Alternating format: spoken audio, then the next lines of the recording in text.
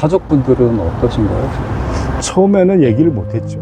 그리고 저는 금방 해결이 될 줄 알았어요. 그 처음에 해임됐을 때도 계속 출근을 하시는 것처럼 행동하셨어요? 그렇죠. 월급도 갖다 드리는 것처럼 하고. 그렇죠.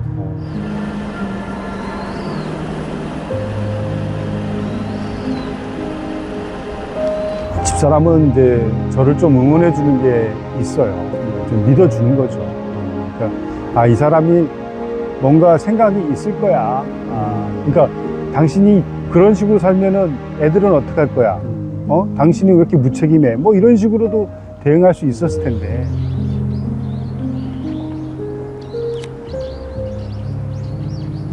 공기체험 같은 경우에 보면은 첫 번째가 전공일치도예요.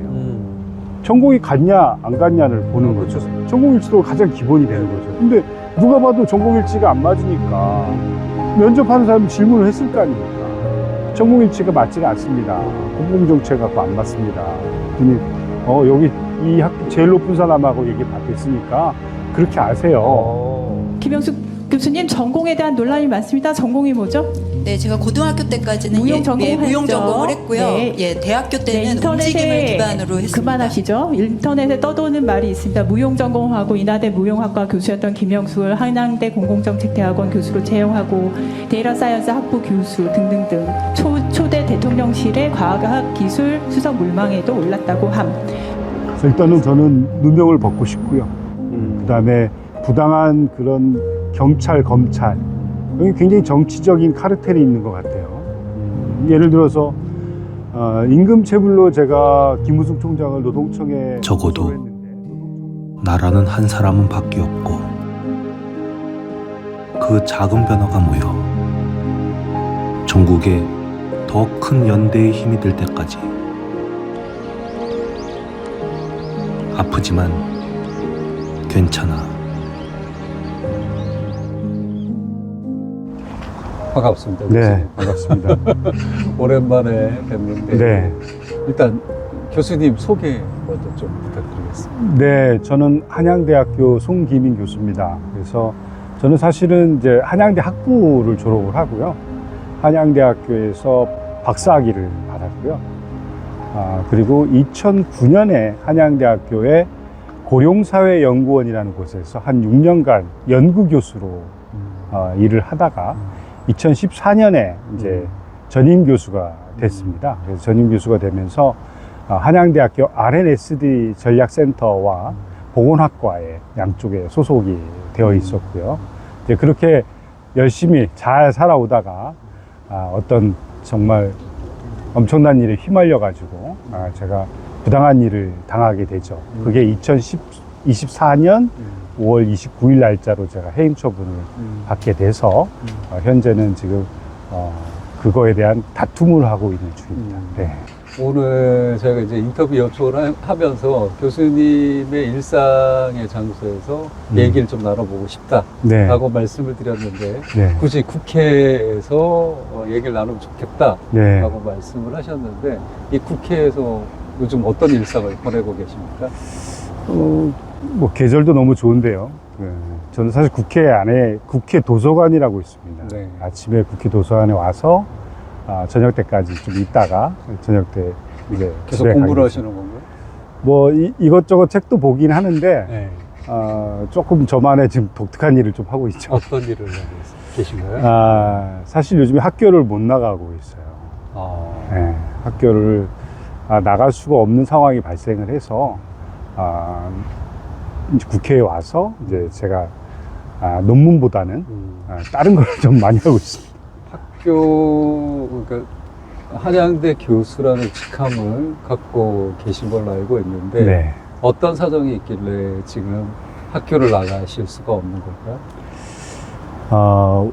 정말로 지금도 이해가 안 되고 황당하지만 제가 학교로부터 5월 29일 올해 해임 징계 처분을 받았고요. 네, 그래서 그거 가지고 지금 법원에서 소송 중에 있는 상황입니다. 그래서 제가 한양대 교수직은 학교에서는 그렇게 주장할지언정 학교의 주장이 부당함을 지금 다투고 있는 중이니까 저는 아직 한양대 교수 직함은 갖고 있는 거고요. 네. 어떻게 보면 노동자로 얘기하자면 해고된 그렇죠. 노동자의 입장이다. 음. 지금 국회 도서관에 오셔서 이런저런 책도 보시고 또 다른 작업도 하고 계시다라고 말씀을 하셨는데 어떤 작업을 하고 계신 건가요? 저는 이제 교수니까 네. 논문을 읽고 논문을 쓰고 강의 자료를 만들고 해야 되는 게 정상인데 지금은 그걸 못하고 있고요. 오히려 판결문을 쓰고 준비 서면을 작성하고 판례를 찾아보고 법조문을 보는 그 일을 하고 있습니다. 그럼 지금 소송에 걸려 있다라는 네. 말씀 같은데 네. 어떤 소송에 지금 일단은 해임 처분에 대해서 다투고 있는 해임은 학교가 네. 송기민 교수를 해임한 건에 네. 해임 반건에 대한 네. 본안 소송이 있고요. 네. 그거에 너무 기니까 좀 빨리 결정을 내려달라는 가처분 소송이 또 있습니다.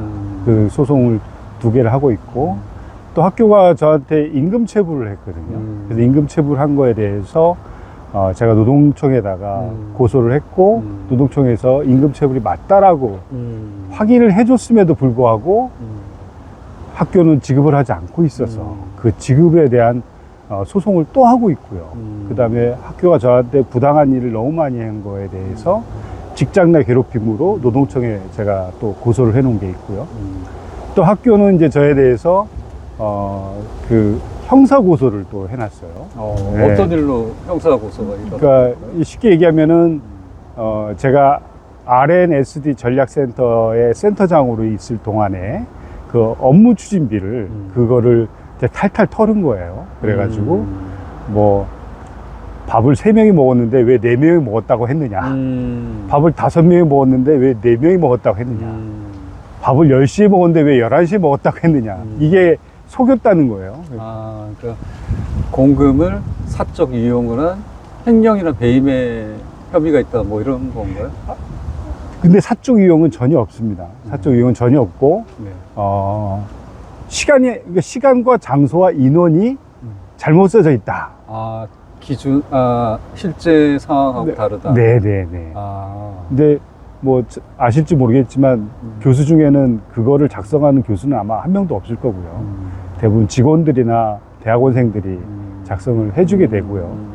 또 뭐 밥을 12시에 먹었냐 12시 반에 먹었냐가 사기라고 생각하지는 않는데 업무 기간이 아닌데 업무 시간이 아닌데 유용했다 뭐 이런 이제 그것도 혐의를 그것도 아니에요. 그냥 시간만 다르고 인원이 다르다는 거예요.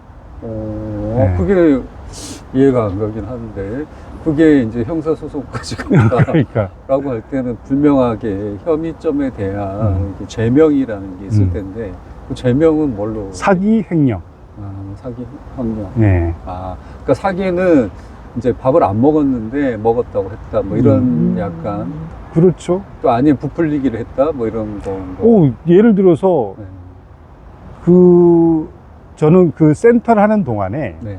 제가 아주 잘했다고 개인적으로도 생각하는 게 공모전이라는 게 있었어요. 네. 그것은 RNSD 전략센터는 쉽게 얘기하면 R&D의 활성화를 위한 조직이거든요.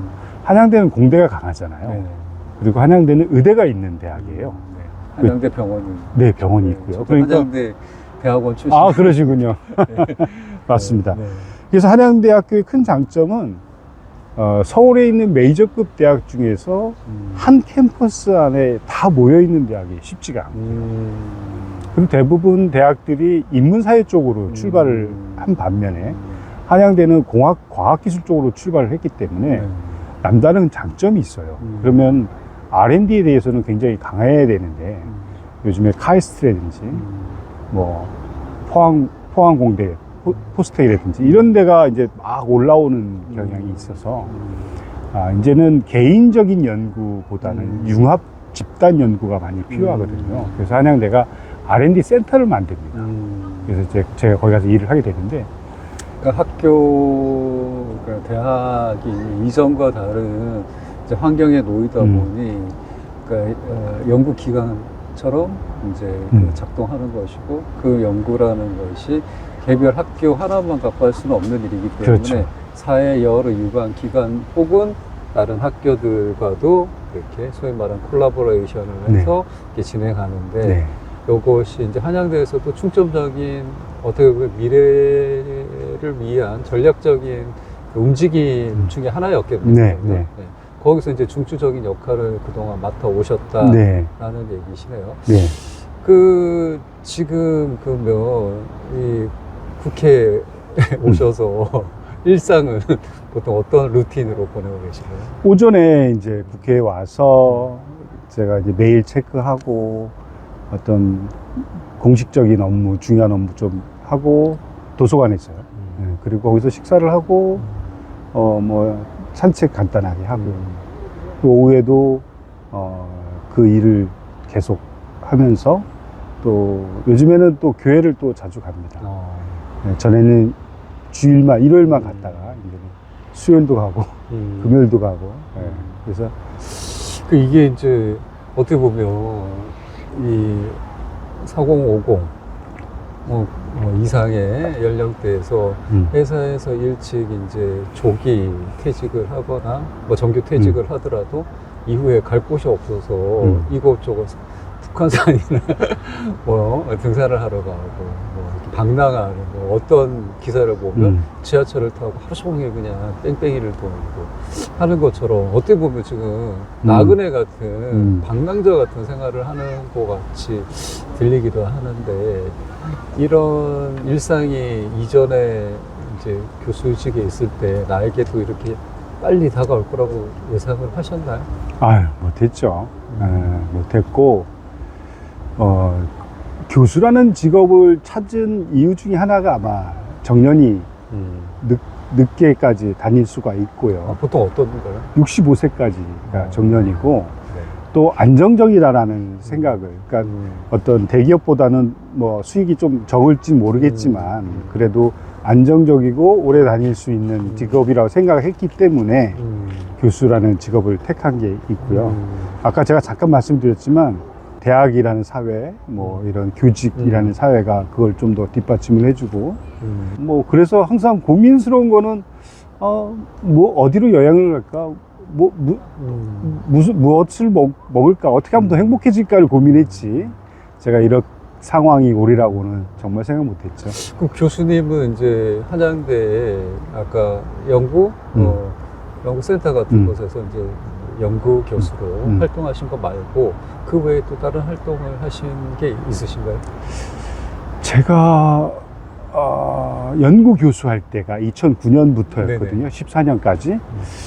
그때는 제가 고려대학교 법대에서 강의를 했어요. 어떤 시간 강사로 한 6년, 4년, 6년 했던 것 같은데 그럴 때 우연치 않게 같이 있던 법대 교수님께서 시민사회 활동을 좀 해보면 어떻겠냐 제안을 줘서 경실련 활동을 제가 지금까지 하고 있습니다. 그때부터? 네, 2009년부터? 16년쯤 된 것 같아요. 그래서 그쪽에서는 이제 어떤 뭐 직함을 네. 가지고 계셨나요? 경실련에 이제 여러 개가 있는데 보건의료위원회가 있고요. 네. 제가 현재는 올해부터 위원장을 맡고 있습니다. 위원장. 네네네. 그래서 TV에도 나오셨던 것 같은데요. 네, 최근에 조금 시끄러운 그 의료 문제, 네. 의대 증원 문제가 있고 공공의대 문제가 있죠. 그래서 저는 사실 의료 법정책이 제 주 전공 분야이기 때문에 그 활동을 하고 있습니다. 네. 그 다양한 이제 활동 범위가 있으셨고, 그냥 내가 소위 말해서 뭐 교수직을 사거나 이렇게 해서 된 게 아니라 성실하게 내 직위를 내가 만들어 왔고 내가 그 안에서 최선의 노력을 다하고 있는 사람 중에 한 사람이었다. 네. 그런데 이렇게 갑자기 네. 느닷없는 해고가 발생할지는 몰랐다라는 말씀이신 것 같고요. 뭐 잠은 좀 제대로 주무시고 하시나요? 요즘에 사실 약을 좀 먹고 있어요. 네, 저도 제가 나름대로 또 제 성격도 그렇고 그래서 잘 이겨낼 수 있을 줄 알았고요. 그랬는데 주변에 저와 유사한 일을 겪은 다른 대학에 있는 교수들을 만나보니까 이게 상황이 오래 지속이 될 거라는 점, 두 번째는 내가 견딜 수 있다 하더라도 이 몸의 생체적인 변화가 오는데 그게 혈관과 심장에 안 좋은 영향을 준다고 그러더라고요. 그래서 예방 차원에서도 정신과 약을 먹는 게 좋다. 그래서 상담 치료를 받고 있고 복용도 하고 있고 그렇습니다. 네. 그 이제 저도 지금 땅콩약이 일어난 지가 10년이 지났는데 저도 지금 정신과는 꾸준히 다니고 아, 있거든요. 그러세요? 그러니까 트라우마라든지 네. 신경계가 계속 충격을 받은 후유증은 계속 남는 것 같아요. 그 점에서 이제 교수님한테 참 공감이 가는 부분이 많은데 이렇게 이제 예기치 못한 교통사고를, 인생의 교통사고를 갑자기 이제 당하셨고, 그로 인한 이제 충격도 나에게 온전히 내 몸 안에 네. 정신적으로, 육체적으로 남아있는 상황에서 이 사건을 또 해결해 나가야 되는 것도 나고, 네, 이제 정말 괴롭고 힘든 과정 속에 있으실 것 같습니다. 그래서 그런 이제 정신적인 위안, 또 나를 재정비하기 위한 수많은 노력들을 하고 계신 것 같은데, 그럼에도 불구하고 이런 해임이라는 걸 통해서 파생되는 피해들이 주변에도 많이 있을 것 같거든요. 교수님은 지금 가정을 가지고 계시죠? 네. 네. 그런 점은 없나요? 제일 심각한 거는 제 자존심에 굉장히 스크래치를 낸 것 같아요. 나라는 사람의 나의 살아온 길을 얻은 사람이 일방적으로 부정을 해버리는 경향이 온 거죠. 그렇죠. 그러니까 그걸로 인해서 저를 학교가 공격을 하는데 저 사람은 굉장히 비리가 많고 떳떳하지 못한 사람이야 라고 저를 흠집을 내는 거죠. 다른 대학도 다 똑같더라고요. 그러니까 자신들의 그런 비리를 감추기 위해서 그 비리를 드러내는 사람이 나쁜 놈이라고 낙인을 찍어 놓으면 그 사람이 하는 얘기가 다 거짓을 만들어 버리는, 그러기 위해서 경찰에 고발하고 재판 소송 걸어놓고 여러 가지로 고통을 주는 거죠. 일단은 그 두 가지 효과가 있는 것 같아요. 일단은 그렇게 소송을 여러 네. 가지 걸게 됨으로 인해서 주변에서 인지하기를 아니 땐 굴뚝에 그렇습니다. 뭐 연기가 나냐 라는 연기 피우기, 예, 그런 효과가 있는 것 같고, 두 번째는 당사자를 그렇게 해서 괴롭히는 거죠. 대응하지 못하게 만들거나 지레 포기하게 또 네. 만들기도 네. 하고, 이런 이제 수법인 것 네. 같기도 합니다. 그래서 지금 이제 그런 상황 속에 있는데 가족분들은 어떠신가요? 처음에는 얘기를 못했죠. 그리고 저는 금방 해결이 될 줄 알았어요. 그럼 처음에 해임됐을 때도 계속 출근을 하시는 것처럼 행동하셨어요? 그렇죠. 월급도 갖다 드리는 것처럼 하고? 그렇죠. 근데 그게 얘기 너무 좀 더 해주세요. 아니, 해임 당한 거는 올해니까 시작된 거는 2020년부터였으니까 4년, 5년이잖아요. 그죠? 학교 내에서 내가 이제 위치가 이렇게 공격받고 예. 있고, 이 근무 환경이 이렇게 엄혹해진 네. 상황에 대해서는 정말 가족이지만 그 고통을 분담하기가 힘들어서 네. 집으로까지 와서 얘기를 못했다. 네. 사실 진짜 재밌는 거는 우리 아내한테는 제가 얘기를 좀 했어요. 아내한테. 왜냐면 어떤 식으로 해줬어요? 지금 학교로부터 내가 부당한 일을 당하고 있다. 근데 학교에서는 이제 내가 그것을 인정하고 빌기를 바란다. 나는 잘못한 게 없다.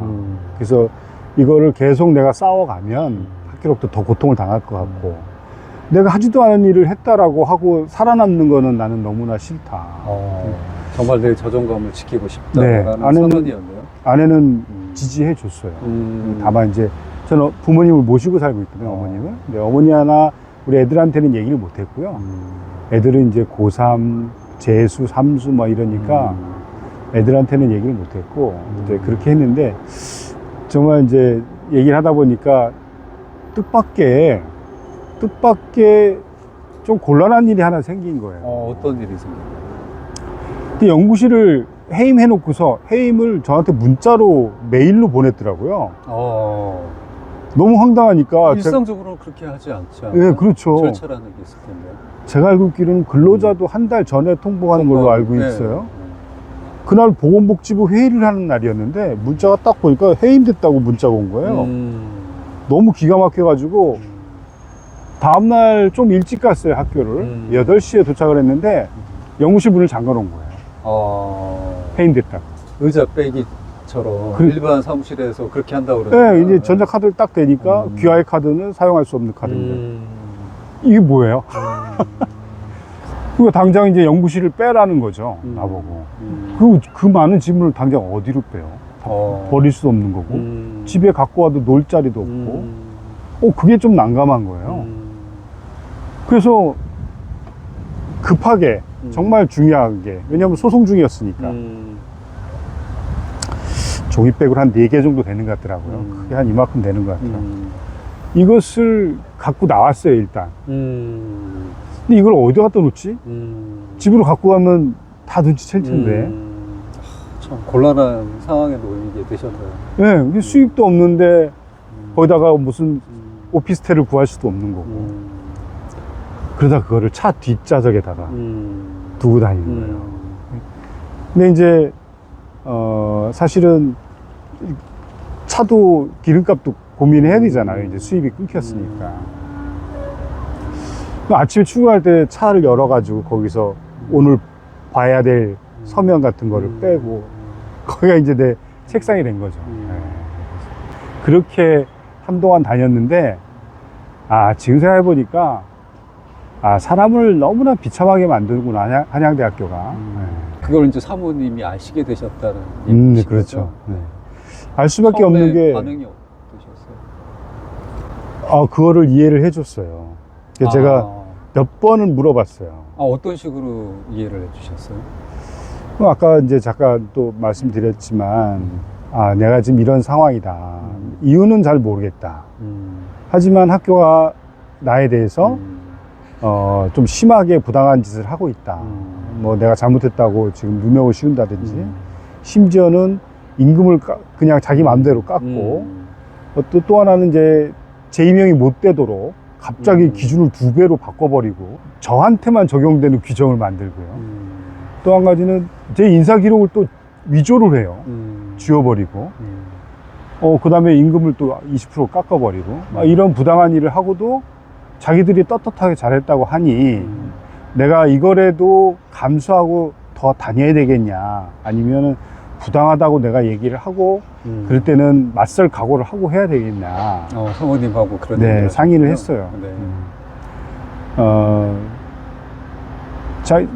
나보고 어떻게 생각하냐고 그러더라고요. 그래서 나는 답은 잘 모르겠는데 내가 결심을 하게 된 계기가 하나 있다. 뭐냐고. 그래서 지금 내 상황을 내 아들이 나중에 겪는다고 생각했을 때, 내 아들이 아빠, 나 회사에서 이런 일을 당하고 있어요. 아빠, 어떻게 해야 될까요? 그러면 야, 이 녀석아, 회사는 다 그런 거야. 그냥 참고, 머리 조아리고 무릎 꿇고 살아 라고 얘기를 해야 될 건가? 아니다, 네가 잘못하지 않았는데 왜 네가 무릎을 꿇어야 되냐? 너 그거 아니어도 먹고 살 일 많다. 그렇게 살지 마. 괜찮아. 용기 내. 라고 얘기를 해줄 것인가? 나는 후자일 것 같다. 내 아들이, 나는 그러길 바란다. 아무리 훌륭한 직업을 가져도 비리에 동조하거나 걔들한테 빌붙어서 살기를 바라지 않고 낮은 직업이도 좀 덜 먹든 그러길 바란다. 그러니까 내가 결정 내리기가 쉽더라고요. 그래서 집사람도 그것을 그걸 응원해 줬어요. 사모님이 네. 동의를 해주셨어요? 네, 고맙죠. 이 경제적 타격이 제일 크죠. 어떤 마음이셨어요, 사모님은? 집사람은 이제 저를 좀 응원해 주는 게 있어요. 좀 믿어 주는 거죠. 그러니까 이 사람이 뭔가 생각이 있을 거야. 그러니까 당신이 그런 식으로 살면은 애들은 어떻게 할 거야? 당신이 왜 이렇게 무책임해? 뭐 이런 식으로도 대응할 수 있었을 텐데 믿어줬다고 생각이 들고요. 당신이 이렇게까지 행동할 정도면 분명한 부정의함이 존재했을 것이다. 그럼에도 불구하고 가족들한테 미안함이 있으실 것 같아요. 약간 가장이라는 무게감이 정말 만만치가 않잖아요. 어떤 심정이 좀 있으신 거예요? 제가 정말로 원했던 삶 중에 하나는요, 우리 지연이 귀연인데 딸 아들이에요. 얘 둘한테 존경받는 아빠가 되고 싶었어요. 그렇다면은 내가 이 시점에서 어떻게 행동을 해야 될 것인가? 월급을 받기 위해서 내가 그들과 타협을 해야 될 것인가? 아니다. 나는 분명히 너희들이 잘못했다는 것을 얘기할 수 있다. 그 어쩌면 도박이었죠. 애들이 아빠, 다른 아빠들도 다 그렇게 살아. 왜 아빠만 그렇게 해? 우리가 일단은 좀 먹고 사는 게 더 중요하지 않겠어? 라고 하면은 나도 할 말이 없었을 텐데 이제 제 사건과 한양대학교의 R&D 카르텔이 요번에 국정감사에서 많이 나왔잖아요. 네네. 많이 알려졌어요. 네네. 우리 애들이 본 것 같아요. 아, 그러면 그 이전에 이제 자제분들이 그 해고가 아빠가 몰랐죠. 된 걸 모르고 네, 있는 상태였어요? 몰랐죠. 아. 애들한테 얘기 안 했죠. 야. 걱정할까봐. 그것도 힘드셨겠는데. 네, 네. 내 아버지가 해고돼서 나에게 이제 어떤 경제적 환경이 달라진 불이익보다 자랑스러운 아빠가 된 게 더 좋다. 뭐 이렇게 이제 그렇죠. 애들은 지지하는 입장에 지금 있는 거네요. 애들은 이제 경제적인 부분까지는 어떻게 될지는 잘 이해하지 못하겠지만 일단은 아빠가 이유가 있어서 아마 그럴 거야 라고 믿어주는 것 같아요. 정말 다행이죠. 네. 제가 이제 땅콩 사건 때 제일 슬픈, 제 마음에 큰 슬픔이 왔던 순간은 어떤 거였냐면, 이제 그 당시에 저도 이제 홀어머니가 되셨는데, 거의 9순이 다 돼가시고, 시골에 혼자 이제 거주를 하고 계셨어요. 그래서 제가 어머님 이제 매달 어느 정도의 그 생활비를 보태드리고 있는데, 제 월급이 3분의 1, 거의 4분의 1 수준으로밖에 안 되고, 소송도 해야 되고, 뭐, 여러 가지 이제 난관에 부딪히게 되니까, 제가 어머님 이제 생활비를 지원을 못 해 드리게 되는 순간이 딱 온 거예요, 어느 순간. 그 순간에 정말 눈물이 멈춰지지가 않더라고요.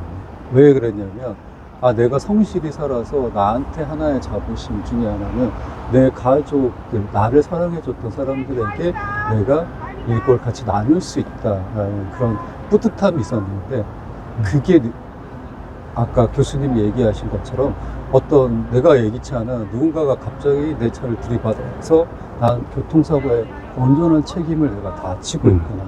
그 비참함이 주변 사람들은 모르잖아요. 네, 그래서 교수님도 지금 가족들에게 일종의 그런 마음도 좀 드실 것 같은데 어떠신가요? 굉장히 공감이 되는 말씀이고요. 제가 이제 교수라는 직업은 전임 교수가 되는 순간 이제 내 인생의 그 큰 위기라든가 고난은 이제 좀 사라진 게 아닌가. 얼마나 더 행복하냐 덜 행복하냐만 남았지 위기나 고난은 없을 거라는 생각을 했었어요. 근데 이런 생각지도 않았던 일이 터지고 나니까 아까 지금 경제적인 부분 말씀을 주셨는데 수입이 딱 끊어지잖아요. 그죠? 네. 딱 끊어지는데 저 처음 왔어요. 교수는 실업급여가 없더라고요. 실업급여가 없어요. 그러니까 매달 한 푼도 안 나오는 거예요. 돈이. 그러니까 뭐 근로자들은 이제 한 6개월인가 새로운 직업을 찾을 동안에 좀 돈을 주잖아요. 네네. 근데 제가 수입이 딱 끊어진 상태에서 소송을 지금 제가 변호사만 7명째 지금 하고 있는 것 같아요. 물론 한 변호사 한 사건만 한 건 아니고요. 2개, 3개도 하고 총 7명이니까 최소한 10번 이상의 변호사 비용은 들어갔다고 봐야 되겠죠. 지인이 조금 생각해줘서 가격을 좀 저렴하게 해준 건 있다고 쳐도 수입이 없는 가운데서 변호사 비용이 그렇게 나가니까 이게 굉장히 어려운 상황에 처해지는 거예요. 그래서 일례로 제가 뭐 좀 소소한 금액 같은 경우는 신경 안 쓰고 이렇게 살았다면 이제는 정말 적은 금액도 이거 내가 써야 되나? 이 고민을 다시 해보게 되는 거예요. 그러면서 한편은 너무나 슬퍼지고 그런 거더라고요. 근데 순간적으로는 그래도 이게 낫다. 내가 누명을 쓰고 사는 것보다는 이게 낫다. 비굴하게 네. 그들에게 아부하는 것보다 차라리 이게 낫다. 나의 자존감을 지켜나가고 있다라는 생각을 하셨다는 거네요. 그리고 또 한 가지는 제가 애들한테 용돈을 주는 게 있어요. 그 다음에 우리 어머니한테도 제가 용돈을 드리고 이게 줄 방법이 없는 거예요. 안 주자니 애들도 너무 힘들 것 같고. 그래서 여차여차해서 50%씩 삭감. 근데 우리 딸이 아빠 안 줘도 돼. 나도 이제 아르바이트 하면 돼. 그래도 아빠가 진짜 없으면 그때 얘기할게. 이 실업급여는 없는데 퇴직금을 일시금으로 받아요. 사학연금 들어간 거를. 그래서 이제 변호사 비용 하고 이제 또 하나 걱정은 마이너스 통장이 이제 내년에는 안 될 수도 있죠. 직업이 없으니까 연장을 안 해줄 가능성이 있죠. 은행 신용이 예. 없다 보니까. 그 마이너스 통장을 또 갚아야 되겠죠, 그죠? 예. 뭐 당장은 아니지만 하여튼 너무나 경제적인 타격이 쉽지 않은 부분은 크더라고요. 예. 그러니까 권력이 이제 자신들의 권력을 지키기 위해서 노동자의 삶을 되게 우습게 보는 경우가 많은데 그 한 개인이 아니라 그 노동자 한 명과 복합적으로 연계되어 있는 수많은 누군가의 삶이 있다라는 걸 인지하지를 못하는 것 같고 그렇죠. 또 우리 사회가 그런 노동자의 삶을 온전히 또 보장해 주지도 않는 것 같아요. 그래서 소위 말해서 한국을 뭐 헬조선이라고 표현하는 그런 말의 이면, 또 각자 도생 국가다라고 사회다 뭐 이렇게 얘기하는 이면에는 사회 시스템의 부재가 존재하지 않는다라는 생각이 듭니다. 교수님하고 저하고도 또 남다른 인연이 있는데 교수님이 이제 제가 하고 있는 인권 노동 시민단체인 을들의 연대의 문을 두드리셔서 알게 된 이제 단초가 있는데 어떻게 이제 알고 어떤 생각으로 을들의 연대를 찾아오시게 되셨나요? 제가 지금 해임 이후에 네. 제가 살아온 세상이 이렇게 있었다면 해임 이후에는 전혀 다른 세상이 열리는 거예요. 그러니까 제가 한 번도 경험해 보셨어요? 생각지도 않았고 보지도 않았던 볼 수 없었던 그 세계가 생각보다 굉장히 넓은 거예요. 굉장히 크고. 그러니까 저는 이쪽 세계에서는 이제 점점 좁아지고 있고 알았던 수많은 사람들의 연락이 다 거의 다 끊기고. 외면하. 네. 그러니까 그런 거죠. 저는 솔직히 이런 비유를 들고 싶어요. 우리 왜 키라고 있잖아요. 네. 이제 쌀. 네네네. 바람 불면은 네네네. 쭉저기 날아가잖아요. 휙 다 날아가는 거죠. 그리고 이쪽에 더 많은 사람들이 있어요. 물론 이쪽은 사회적으로 볼 때 굉장히 열악하고 힘들고 하지만 저는 훨씬 더 정의로운 세상이라는 생각이 드는데 제가 너무나 힘들 때 연결이 됐던 전국 사학민주화 교수연대 김경환 대표님이 저에 대해서 교수님 힘내세요. 용기를 가지세요. 앞으로 교수님한테 이런 일이 닥칠 거예요. 이렇게 해결하세요라고 조언을 해주더라고요. 정말 소중한 그렇죠. 가이드의 역할을 네. 하셨네요. 깜깜한 밤에 아무것도 보이지 않는데 누군가 후라시를 켜주기 시작한 느낌이에요. 등대불 같은. 예, 예. 그래서 코치를 해주더라고요. 그래서 너무 고마웠는데 어느 날 시간이 되시면 자기랑 같이 어디 좀 가자 그러더라고요. 그래서 어딘데요? 그랬더니 을들의 연대라고 하는 거예요. 그래서 제목 좋은데 속으로 을 연대해야지. 을이 연대하지 않으면 어떻게 이기겠어. 그래서 이제 박 대표님은 제가 이미 언론을 통해서 너무나 많이 알았고 워낙 땅콩으로 네, 네. 대한항공 그렇죠. 네. 그래서 이제 박 대표님께서 이제 그걸 하신다는 것을 알고서 참 좋은 이름으로 취지도 좋고 너무 잘 됐다. 저도 도움을 받고 싶었지만 이런 게 커져야 되겠다는 생각에 응원한 마음으로 갔어요. 그리고 그 을들의 연대에서 그날 제가 기억하는데 저도 상당히 그런 중소기업 내지는 이런 근로자들이 많이 올 줄 알았는데 되게 의외였어요. 직업이 저처럼 이렇게 사회적으로 열악하지 않은 직업들이 많이 온 거예요. 심지어 경찰도 왔고요. 그죠? 그래서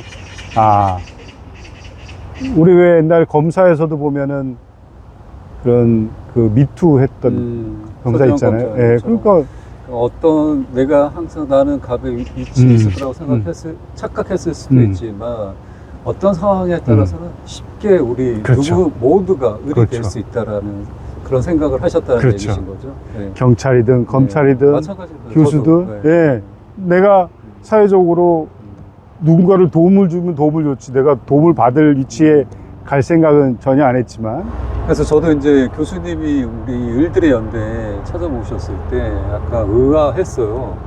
아, 한양대 교수식이나 되는데 이런 표현해서 죄송합니다만 대부분 이제 저희한테 오시는 분들이 정말 그 투명 인간, 우리 사회에 목소리를 낼 수 없는 투명 인간의 위치에 있으신 분들이 많으신데 조금 의외였거든요. 그래서 이제 상담을 해보니 해고 상태인 것이고 그 해고가 여러 부당한 환경에 의해서 이제 만들어졌다라는 걸 인지하게 됐는데 그때 저희가 같이 어디를 찾아오지 않았습니까? 네, 그래서 네. 오늘 또 저는 이 대화를 하고 있는 이 장소가 여러 의미가 있는 네, 것 같아요. 네. 해고되셔서 일상의 공간이 국회로 바뀐 건데 또 이 국회 안에서 어떻게 보면 교수님의 손을 잡아주는 그런 또 사람들이 생겨나기도 했고 이런 의미가 있는 것 같은데 그 말씀 좀 해주시면 네. 그때 대표님께서 한 의원님을 소개시켜 주셨죠. 네. 김문수 의원님이시죠. 제가 그때 찾아뵙게 된 이유는 제 사건을 얼마나 많이 제가 생각해보고 이리 보고 저리 보고 돌이켜보고 해봤겠습니까? 결론적으로는 2017년부터 시작됐던 것 같아요. 제 주변에 어떤 한 사람이 저를 찾아와가지고 자신을 엄청 과시하고 심지어는 조현아 회장까지도 나옵니다. 조현아 씨까지 네, 자기가 그분이 누구예요? 김형숙이라는 지금 최근에 R&D 카르텔로 엄청 나오는 한양대 네, 무용, 그렇습니다. 인하대 무용과 출신의 분이 한양대 공대에 지금 그렇죠. 연구센터장인가요? 를 하고 공대 교수가 됐죠. 교수가 돼 있으시고 그분이 2017년부터 제 주변에서 한양대 근처를 계속 돌면서 누군가가 계속 저한테 그 사람을 추천을 해요. 근데 그 사람이 지금 생각해보면 어떤 추천을 하신 건가요? 교수로, 한양대 교수로 임용하라고? 임명해달라고. 네. 뭐 지금 장관인 사람도 있고 뭐 국회의원도 있고 윤핵관이라는 사람도 있고 뭐 검찰, 경찰 뭐 정말 다양한 집단에서 그런 오퍼가 네. 요구가 네. 들어온 거예요. 그러니까 그 사람 말을 믿게끔 해주는 거죠. 제 3자의 또는 객관적으로 사회적으로 인증받은 사람들이 주변에서 그 사람 말이 처음에 들을 때 황당한데 자꾸 옆에서 그런 얘기를 겉들어 주니까 진짠가 이런 생각이 들죠. 저한테 처음에 와서 인하대 교수인데 자기가 무용 한양대로 오고 싶다는 얘기를 해요. 그러면서 근데 그렇게 훌륭한 집안에 있다면서 뭐하러 그렇게까지 하려고 하지? 학문의 뜻이 굉장히 많은가? 나는 그렇게 생각을 했었는데 그 조현아 대한항공 인하대에 있었으니까 내가 그냥 대한항공 인하대학교를 다 살려고 조현아를 만났는데 안 판다고 그래서 그러니까 자신을 과시하는 것 중에 첫 번째였던 것 같아요. 이 정도 능력이 되는 네, 또 네, 있다.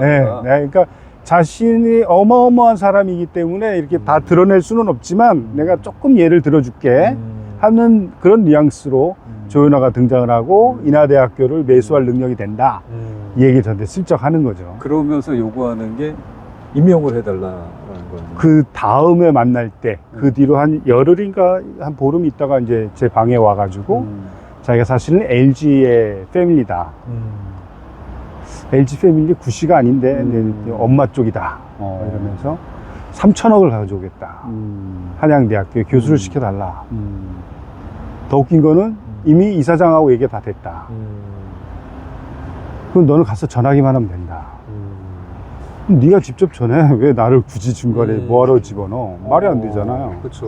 그렇죠? 총장이 임명하면 되는 거 아닌가요? 그러니까 이 사건으로?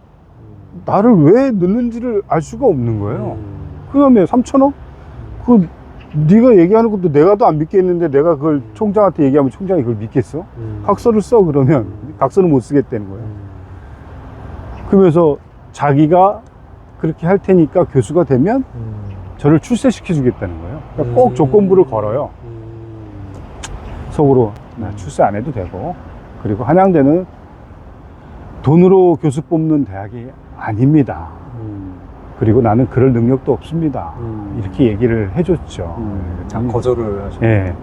근데 그 뒤로 이 사람이 이제 저한테 대해서 어마어마한 타격을 주기 시작을 하는데, 이게 긴가민가 하는 게 보이잖아요. 그죠? 뭐, 그럴 수도 있지. 근데 그렇다고 그렇게까지 해? 뭐 이러는데 그 내막은 잘 들을 수는 없었지만, 제가 한양대학교에 아는 교수들이 굉장히 많아요. 그 교수들이 계속 저한테 연락을 줍니다.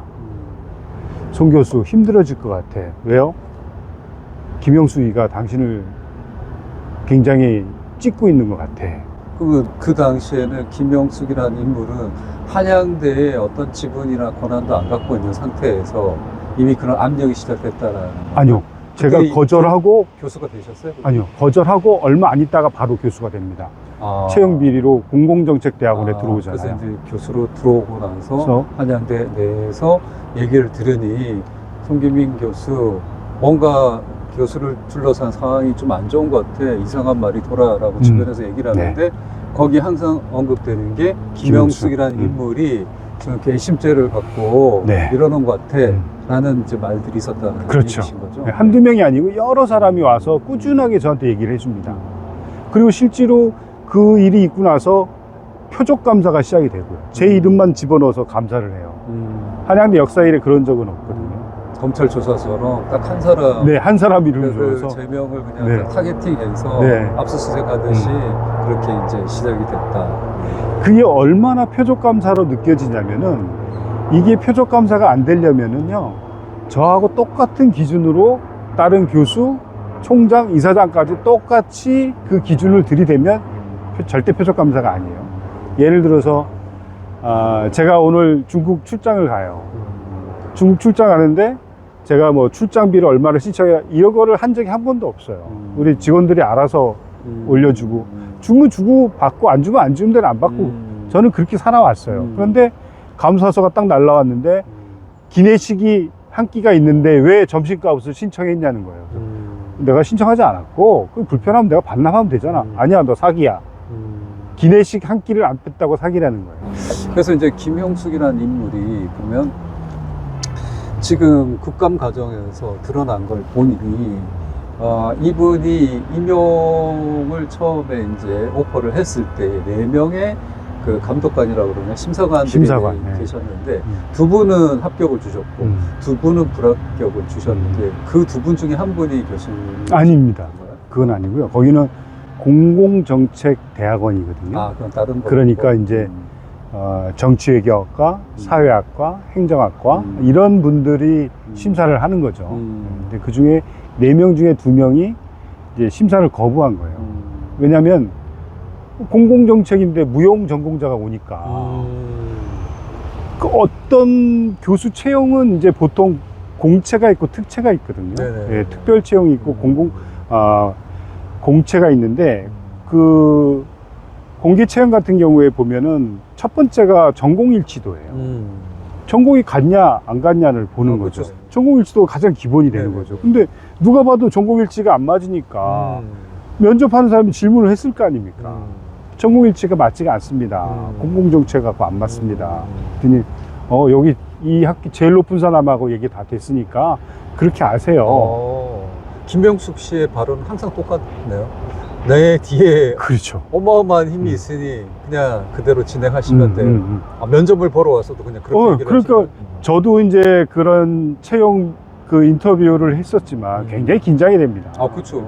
준비도 많이 해가지고. PT 엄청 많이 준비해가지고 다 발표하고 질의응답 준비하고, 이제 입사해야 되니까 얼마나 긴장이 돼요. 근데 그 사람들 앞에서 얘기 다 됐으니까 그렇게 아세요. 너무 기가 막히잖아요. 나는 그 면접 교수들이 얼마나 황당했을까가 좀 상상이 가는데, 그러니까 다시 물어본 거예요. 그러면 교수 두 번째 심사의 조건은 실적입니다. 연구 실적. 그건 논문일 수가 있어요. 논문도 양질의 논문이냐, 좀 수준 낮은 논문이냐, 또 학위 논문이냐, 이런 걸 이제 종합적으로 보게 되죠. 그러니까 누구를 가르칠 만한 역량이 있는 사람인가. 그렇죠. 근데 보니까 공공정책에 대한 논문이 한 편도 없는 거예요. 그렇겠죠. 무용을 했었으니까.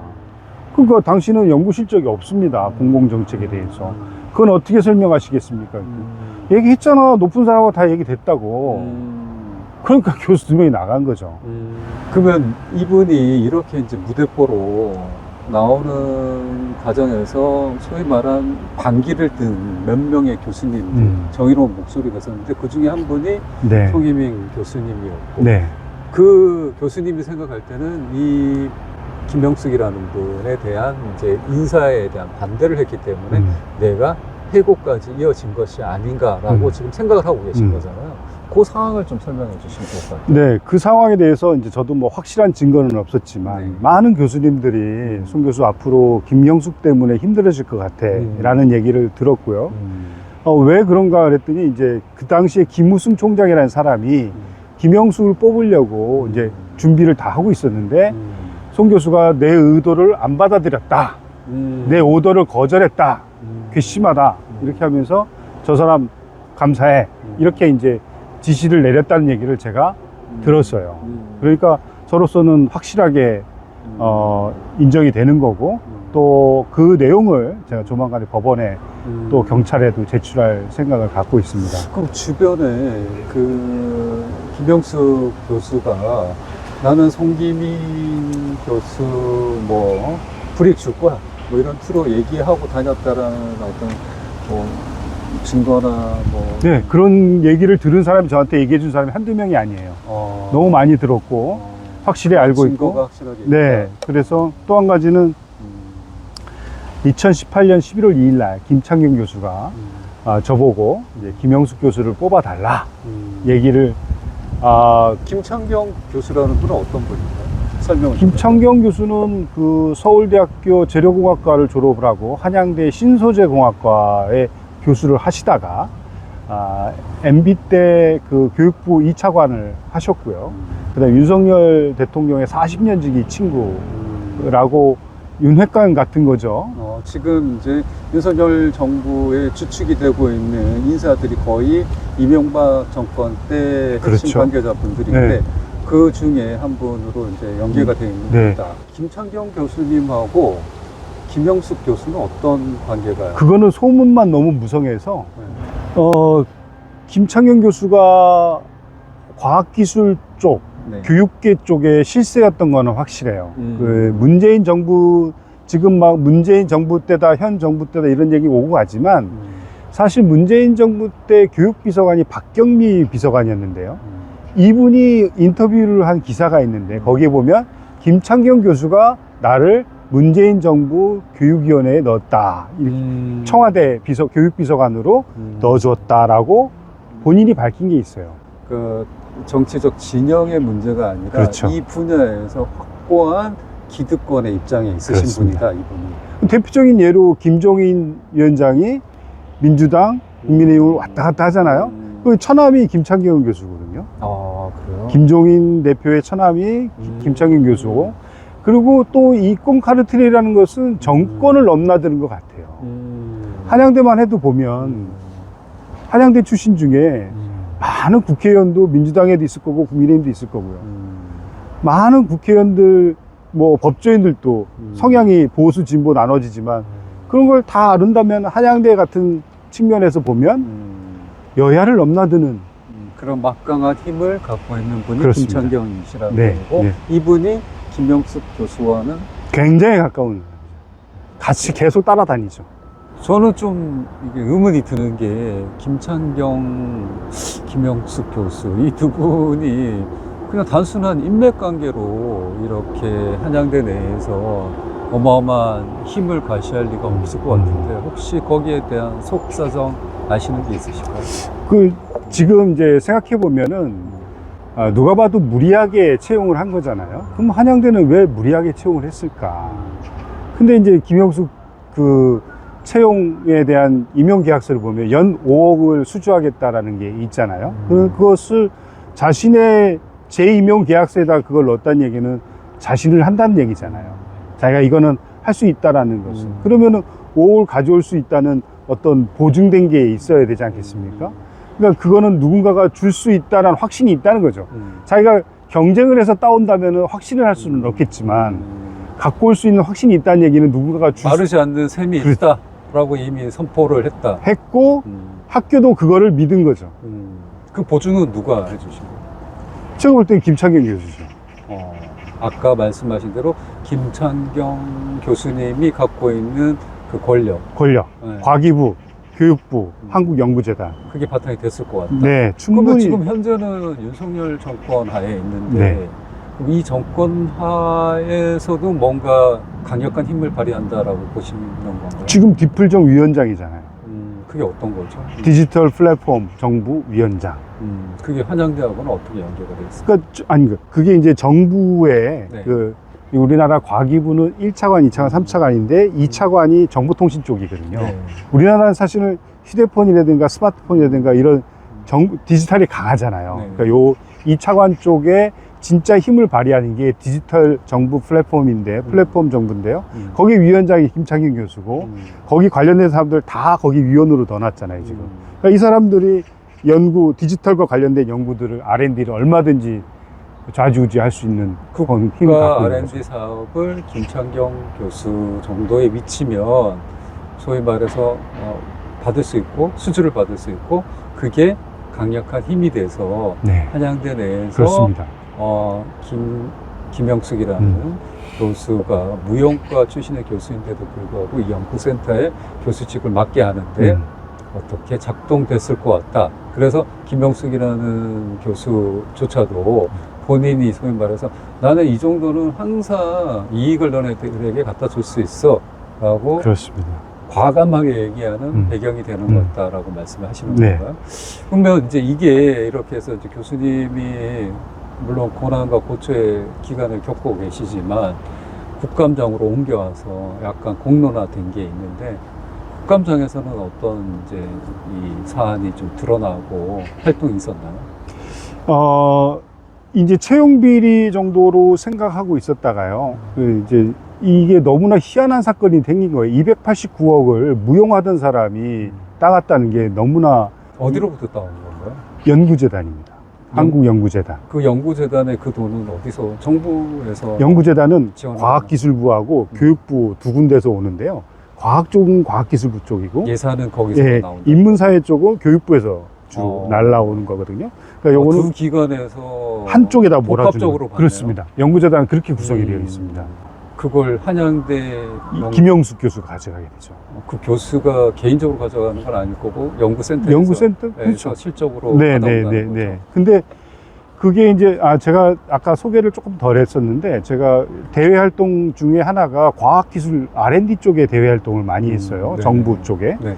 그러니까 R&D에 대한 정책이나 연구를 조금이라도 아는 사람이라고 그러면 무용한 사람이 그 큰 금액을 가져간다는 거는 정말 제로에 가까운 확률입니다. 있을 수 없는 일이죠. 많은 검증의 단계가 있을 것이고 그렇습니다. 그 정도의 이제 예산 사업을 따기 위해서 노력하는 다른 주체들도 여럿이 있을 텐데 굳이 전공자도 아닌 무용 전공자 출신의 교수에게 이게 왜 갔냐라는 것도 의문이라는 말씀이신 거죠. 그렇죠. 왜냐면은 인공지능에 대한 과제가 나왔는데 내가 대표님이 인공지능학과 교수예요. 나는 체육학과 교수고 같이 원서를 디미면 누가 따겠어요?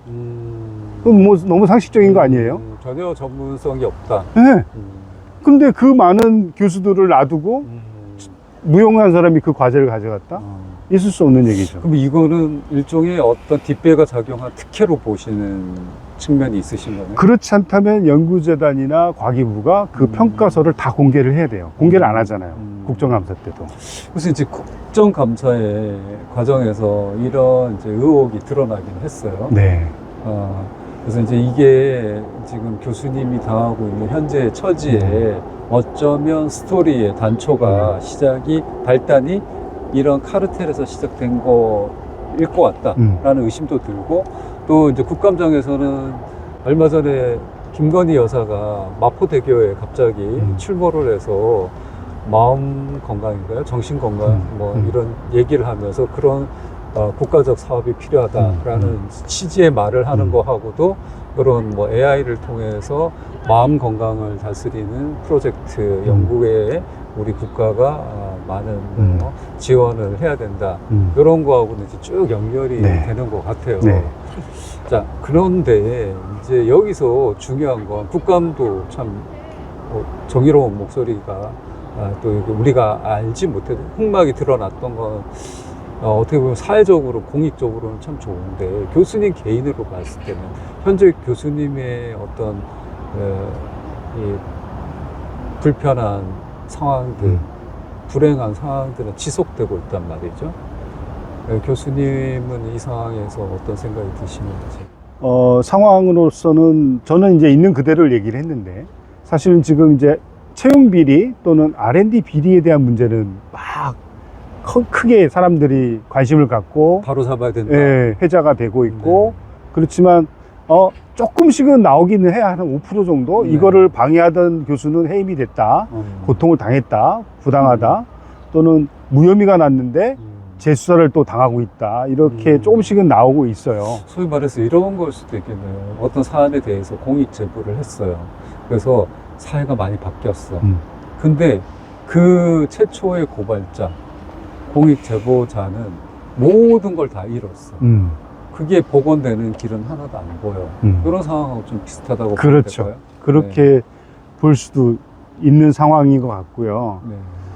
네. 근데 한편으로는 내가 살려고 이렇게 했었나? 그러면 내가 지금 엄한 일을 하고 있는 건가? 라는 생각도 들어요.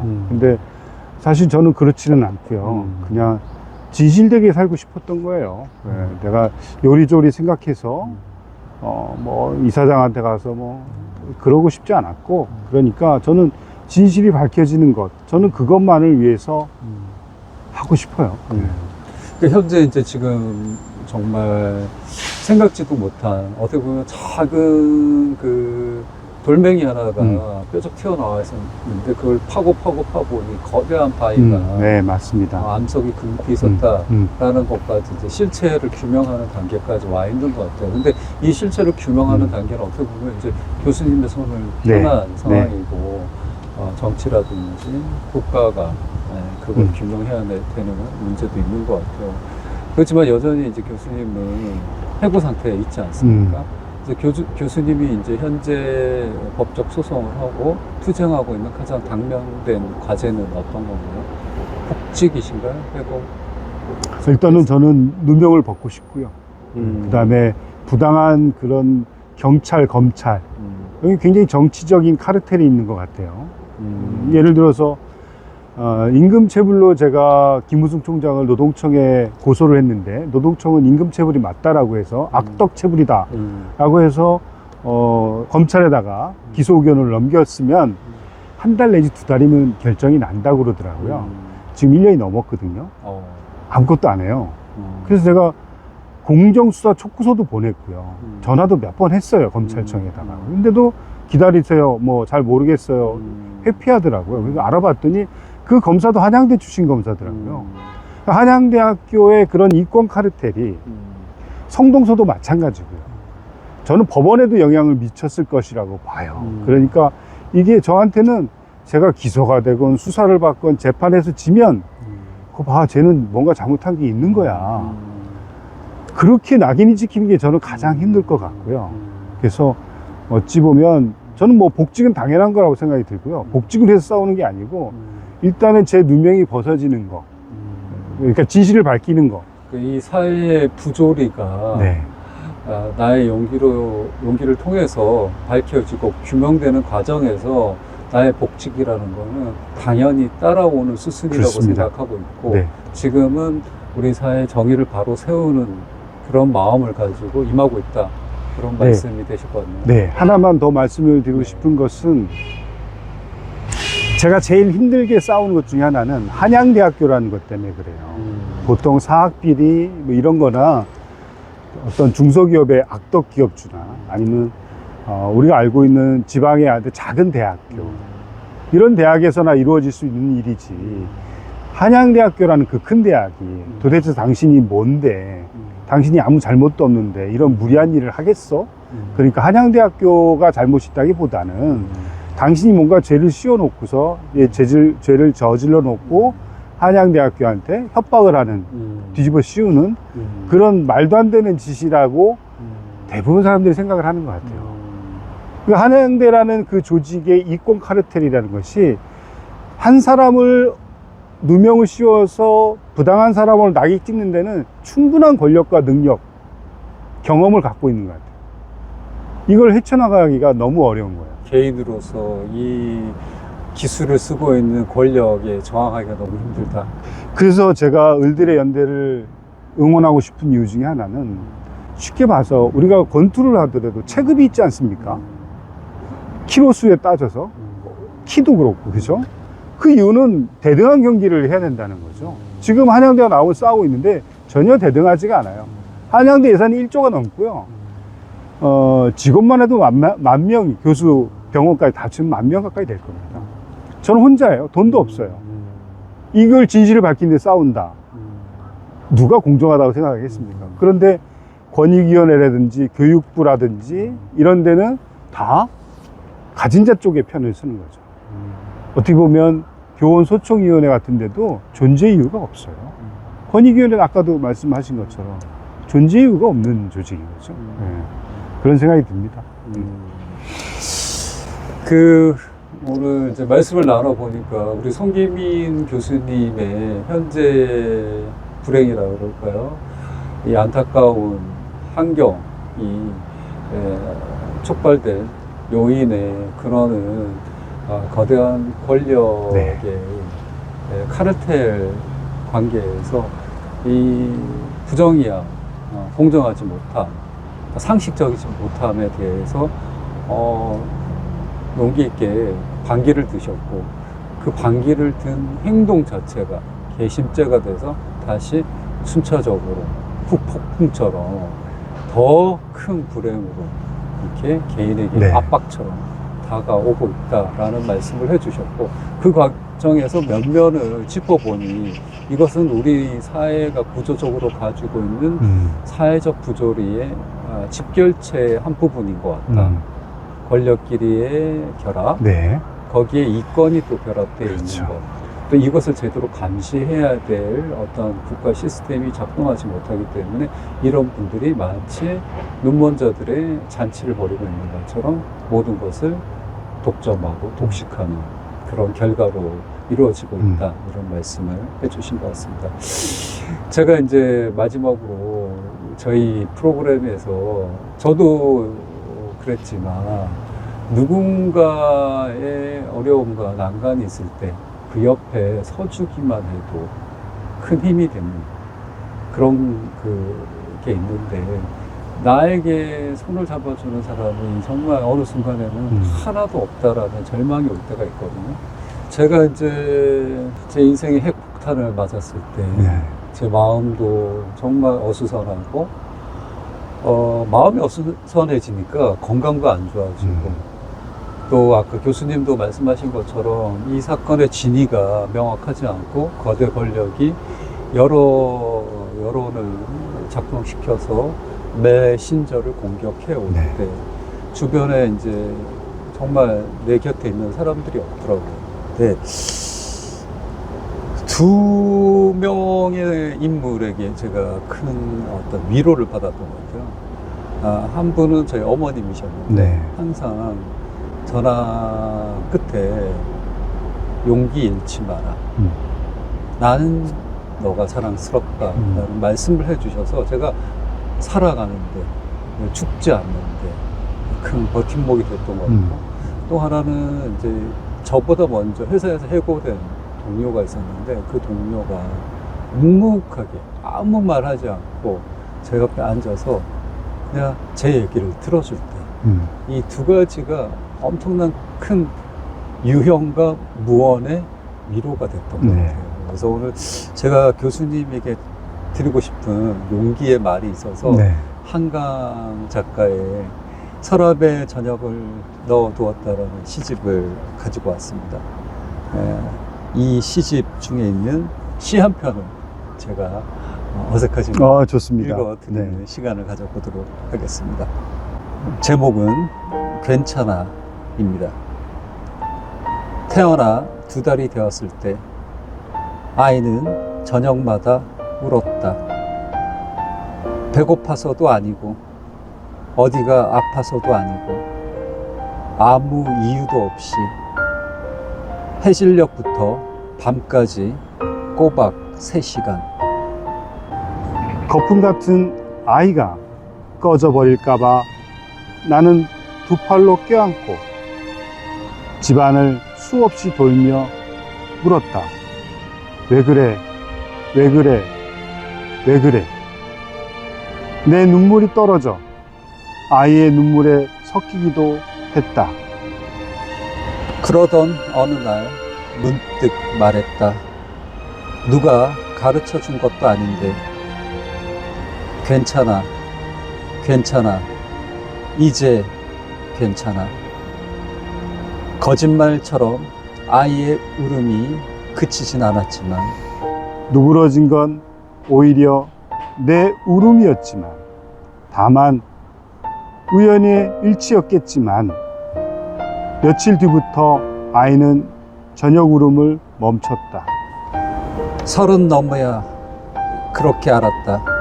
내 안에 당신이 흐느낄 때 어떻게 해야 울부짖는 아이의 얼굴을 들여다보듯 짜디찬 거품 같은 눈물을 향해 괜찮아. 왜 그래? 가 아니라 괜찮아. 이제 괜찮아. 네. 좋은 책. 감사합니다. 감사합니다. 바라고 네. 항상 용기 내시고 그 어떤 난간이 닥쳐도 이 시처럼 마음의 목소리를 통해서 괜찮아를 외치면 도움이 되지 않을까라는 작은 조언을 드리는 그런 순간이었습니다. 오늘 시간 함께 해주셔서 너무 감사하고요. 네, 고맙습니다. 네. 감사합니다. 큰 힘이 되어 주셔서 고맙습니다. 제가 감사합니다. 뭐야 이게? 우와. 요 그림이 이제 또 필요한 그림이 딱 좋네요. 예전에 이제 제가 다녔던 대한항공이 2000년 초기에 회사 내의 민주주의를 요구하는 그런 이제 움직임이 있었어요. 그게 이제 민주노조 발족이라는 그런 이제 뭐랄까 투쟁 뭐 그런 게 있었는데, 그때 뭐 그 노동조합에 대한 부정적인 이제 자본의 이미지가 우리나라에 워낙 크다 보니까 다 탄압을 받아서 해고되거나 뭐 자신에서 관두거나 이랬는데, 제 친구 중에 한 명이 정말 그 괴롭힘, 회사의 괴롭힘 견디지 못해서 이제 자발적으로 회사를 관둘 수밖에 없었던 친구가 있었어요. 네. 근데 그 친구가 그런 상황이 있을 때 저도 어떻게 보면 좀 약간 반감을 했었거든요. 왜냐면 그 친구 가까이 가면 이게 이제 마치 우리가 그 냉전 시대에 뭐 이렇게 북한의 친인척만 넘어가서도 약간 그 집안은 잡발이다. 그럼요. 뭐 공산주의에 물들어 있는 뭐 이런 이제 이미지가 있는 것처럼 직장 내에서 이제 그런 게 생기니까 그 친구를 솔직히 제가 옆에서 응원하거나 도와주지를 못했어요. 그리고 오랫동안 제 기억에서도 잊혀져 있었는데 네. 땅고양이 났을 때 그 친구가 제일 먼저 연락이 온 거예요.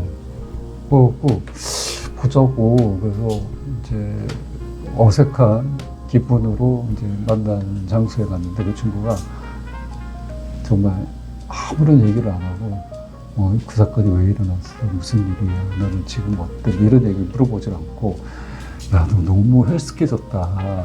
밥은 제대로 먹고 다니냐? 그러면서 밥 한 끼를 먹자고 그러는 거예요. 근데 그게 진짜 큰 위로가 됐고, 조용한 위로가 됐던 것 같아요. 근데 그게 이제 그 친구가 아무런 얘기도 안 했지만, 그 침묵 속에서, 나는 네 마음 다 알아. 나도 겪어봤어. 이런 막 공감의 언어처럼 좀 느껴지는 게 있더라고요. 요즘 뭐 식사는 잘하고 다니시는가? 어떠세요?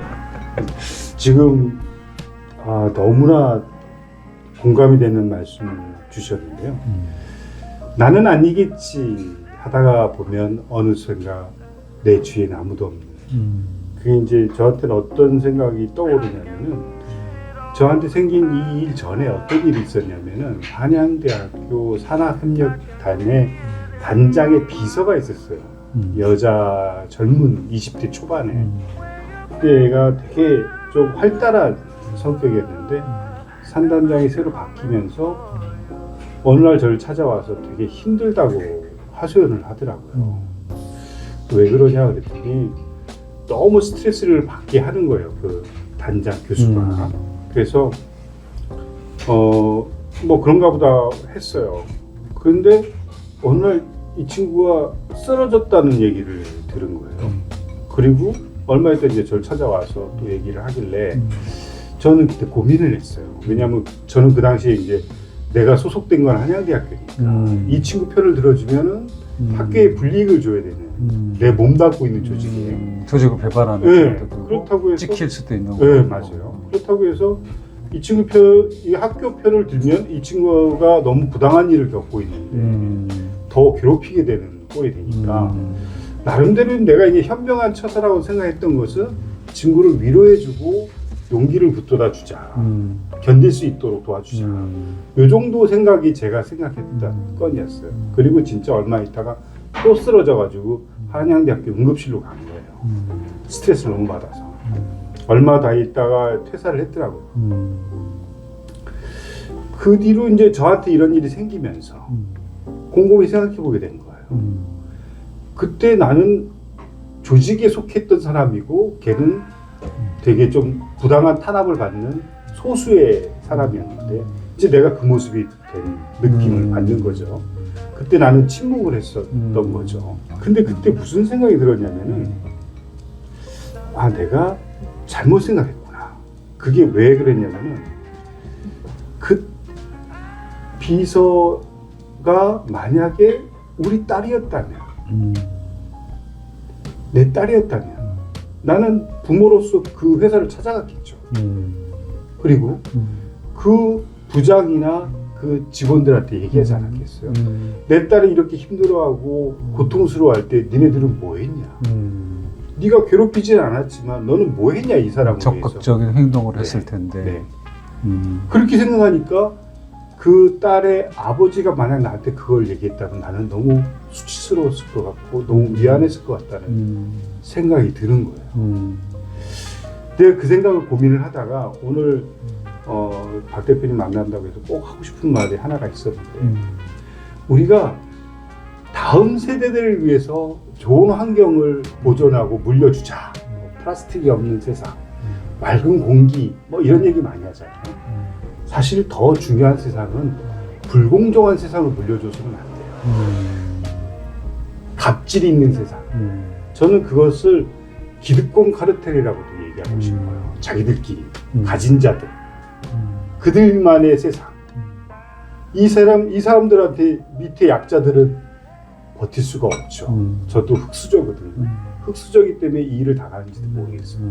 그러면 맑은 공기, 맑은 물 중요해요. 하지만 공정한 사회도 굉장히 중요합니다. 내가 있는 동안에만 잘 넘어가면 되겠지만 그 자식이 사는 이 세상은 더 불공정해질 수 있고 당신이 피했던 것 때문에 당신 자식이 부당함을 당할 수도 있다라는 사실을 되풀이 된다. 네, 저는 그래서 내가 지금 고통스럽지만 이 불공정에 대해서 목소리를 내는 것은 우리 애들에게 맑은 공기, 맑은 물보다 더 중요한 공정한 세상을 만들 수 있는 저는 그게 꼭 필요하다고 생각이 들어요.